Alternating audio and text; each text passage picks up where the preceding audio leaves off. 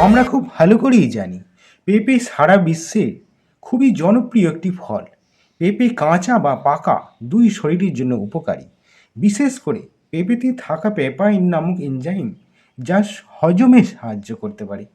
পাকা পেঁপে খেলে ক্ষুধা বৃদ্ধি করে এবং কোষ্ঠ পরিষ্কার করে।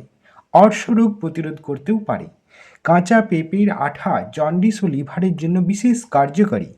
পেঁপে আমাদের চোখ ভালো রাখতে পারে, হৃদরোগ প্রতিরোধ করতে উপকারী, কোলেস্টেরলের মাত্রা নিয়ন্ত্রণ করতে সাহায্য করে, আমাদের দেহের ক্যান্সারের ঝুঁকিও কমায়। মাথার চুলের যত্নে পেঁপে গুরুত্বপূর্ণ ভূমিকা রাখে।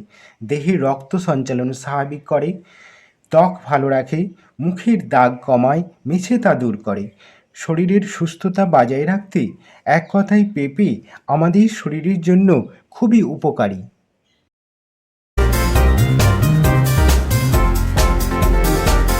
পেঁপে উপকারী হলেও ক্ষেত্র বিশেষে এই পেঁপে আমাদের দেহের ক্ষতির কারণও হয়ে দাঁড়ায়।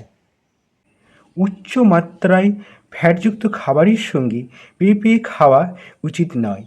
কাঁচা পেঁপেতে থাকা পেপাইন দেহের ঝিল্লির ক্ষতিগ্রস্ত করে। পেঁপে ল্যাটেক্স সমৃদ্ধ, যা জরায়ু সংকোচন, রক্তপাত ও গর্ভপাত ঘটাতে পারে। বেশি পরিমাণে পেঁপে খাওয়া ডায়াবেটিস রোগীদের জন্য ক্ষতিকারক, তাই ডায়াবেটিস রোগীরা অবশ্যই চিকিৎসকের পরামর্শে পেঁপে খাওয়া ভালো।